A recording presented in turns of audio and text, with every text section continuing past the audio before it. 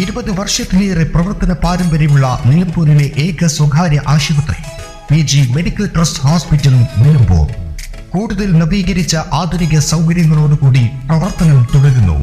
ഞങ്ങളുടെ പ്രധാന ഡിപ്പാർട്ട്മെന്റുകൾ: പ്രസവ സ്ത്രീരോഗ വിഭാഗം, അസ്ഥിരോഗ വിഭാഗം, ശിശുരോഗ വിഭാഗം, ജനറൽ മെഡിസിൻ വിഭാഗം, ജനറൽ സർജറി വിഭാഗം, ENT വിഭാഗം, എമർജൻസി വിഭാഗം. PG medical trust hospital, VK road, Nilambur.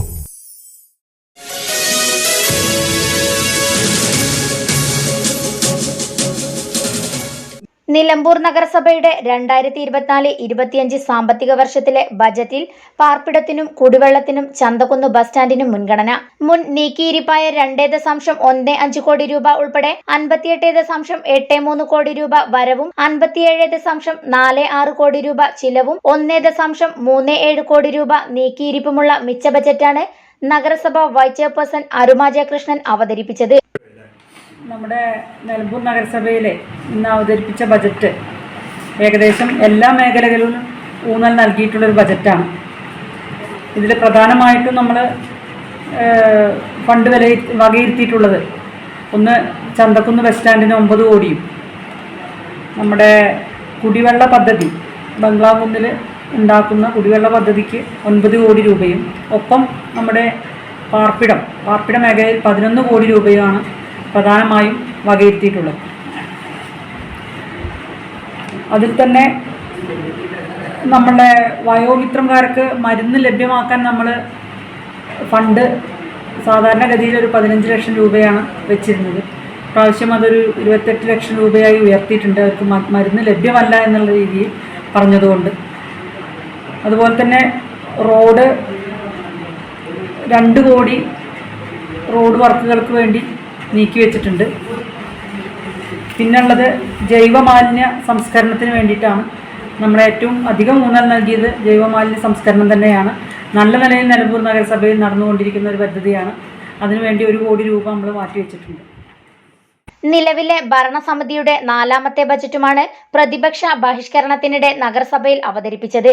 പാർപ്പിടത്തിന് 11 കോടിയും Chanthakkunnu bus bay cum shopping കോംപ്ലക്സിന് 9 കോടിയും, ബംഗ്ലാവ് കുന്നിലെ ജലവിതരണത്തിനുള്ള ഓവർ ഹെഡ് ടാങ്ക് നിർമ്മാണം അമൃതം പദ്ധതിയിൽ 9 കോടിയും നീക്കിവച്ചിട്ടുണ്ട്.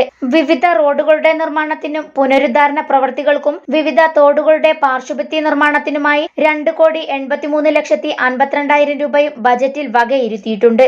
ആസാദ് ഗ്രൗണ്ടിന്റെ നവീകരണത്തിന് 5 കോടി രൂപയും, സ്കൂളുകളിൽ തുമ്പൂർ മൊഴി മാതൃകയിൽ ജൈവമാലിന്യ സംസ്കരണത്തിന് 10 ലക്ഷം രൂപയും, തെരുവ് വിളക്കിന് 42 ലക്ഷവും, ഗ്യാസ് ക്രിമിറ്റോറിയത്തിന് 10 ലക്ഷവും, ശാരീരിക മാനസിക വെല്ലുവിളി നേരിടുന്ന വിദ്യാർത്ഥികൾക്ക് സ്കോളർഷിപ്പിനായി 37 ലക്ഷവും വകയിരുത്തിയിട്ടുണ്ട്. നിലമ്പൂർ പുതിയ ബസ് സ്റ്റാൻഡ് യാർഡ് നവീകരണത്തിന് 7.79 കോടി രൂപയും മാറ്റിവെച്ചിട്ടുണ്ട്. സമസ്ത മേഖലകൾക്കും പരിഗണന നൽകിയ ബജറ്റാണ് അവതരിപ്പിച്ചതെന്ന് നഗരസഭ വൈസ് ചെയർപേഴ്സൺ അരുമ ജയകൃഷ്ണൻ പറഞ്ഞു.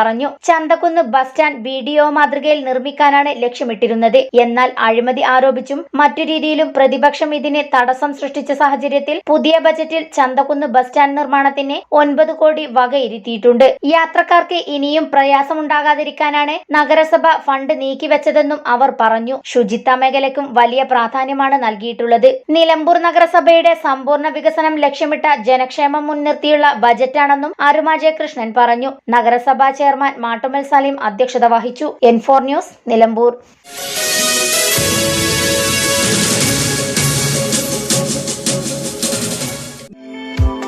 അവധി ദിനങ്ങൾ ആഹ്ലാദകരമാക്കാം, ആനന്ദകരമാക്കാം കുടുംബസമേതം. അരികിലുണ്ട് അടിപൊളി റൈഡുകളും ഗെയിമുകളും നിറഞ്ഞ റിവർലാൻഡ് ചിൽഡ്രൻസ് പാർക്ക്.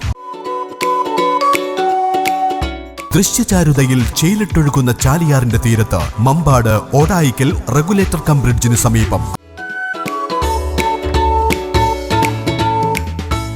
ആകർഷകങ്ങളായ കളിയിടങ്ങളും ഒട്ടേറെ കളിപ്പാട്ടങ്ങളും സ്നേഹസല്ലാപം പകരും ഇരിപ്പിടങ്ങളും കുട്ടിക്കുറുമ്പുകൾക്കും മുതിർന്നവർക്കും ഒരുപോലെ ആസ്വാദ്യകരമായ ഒരു വിനോദസഞ്ചാര കേന്ദ്രം റിവർലാൻഡ് ചിൽഡ്രൻസ് പാർക്ക്.